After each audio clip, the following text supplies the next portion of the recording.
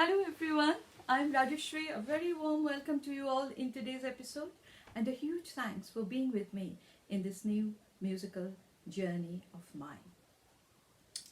Today we are celebrating, as the title suggests, a very old traditional form of dance music. Yes, it is summer in UK and I thought it is the time of happiness and happening. Why don't we celebrate a dance music? And it is over 400 years old. In 1539, it was first mentioned in a book in Panama by Fernando Guzman Mexia about this dance. And it was very popular in Spanish colonies. It was first danced by a beautiful Spanish girl with the instrument called castanets. But in 1583, actually, it was banned in Spain by Philip II because this dance was quite a fast one and it had some provocative associations with it. But by the time from Central America it has crossed Atlantic, it became popular in Spain, Italy and France. In 1635, Anne of Austria, actually she was known as Anne of Austria, she was the Queen of France. Her son was Louis XIV.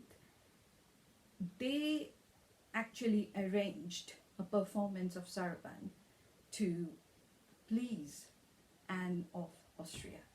So we can jolly well make out from this that it was quite popular in France. And actually in France, first time it was performed by both men and women. Before it was a solo women dance. I want to approach it in a little different way this time. And I will gradually reveal it why. I am going to share now a speech given by Steven Spielberg, the great filmmaker, in one of the lifetime achievement ceremony of John Williams. He needs no introduction. The man who created the music for Schindler's List, E.T., Jaws, Indiana Jones, War Horse, you name it. Whether we are watching those movies or we are listening to those music anywhere in this world, it kind of follows us, haunts us. I will share that speech with you all and then I will tell you why.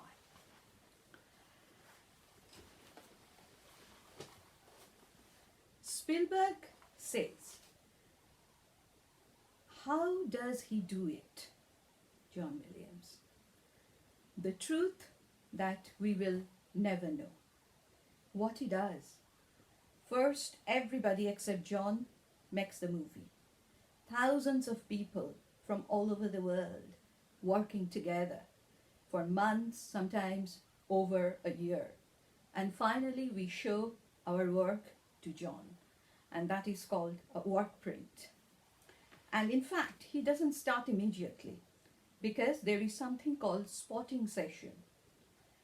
It's when we decide what scene should have and what scene shouldn't have music.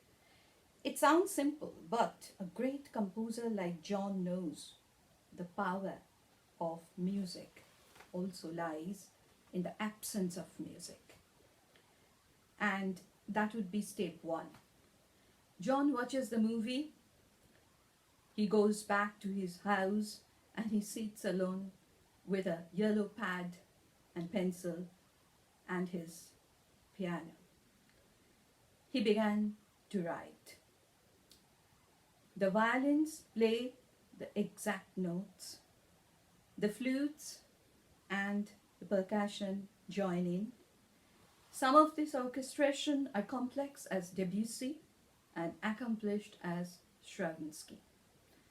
But at last he hands this gigantic mathematical puzzle to an orchestra of 100 people.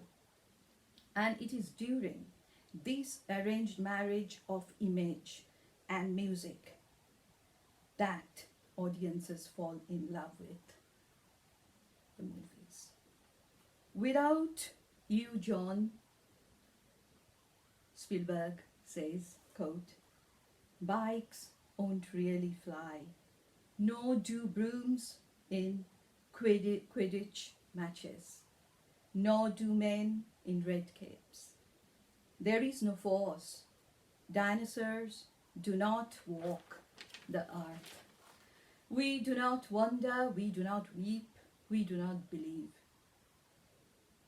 Spielberg says, John, you breathe belief into every movie we make.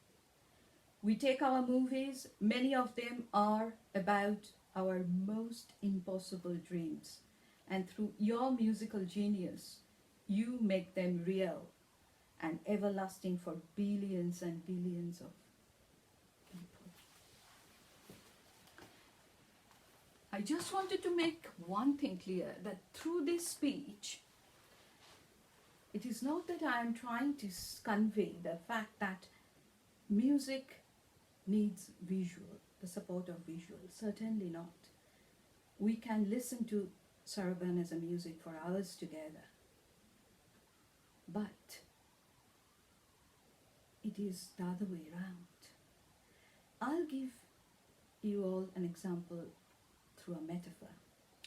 In the labor room, when a baby is out from the mother's womb, the obstetrician, the nurses, the mother herself, everybody waits for the first cry.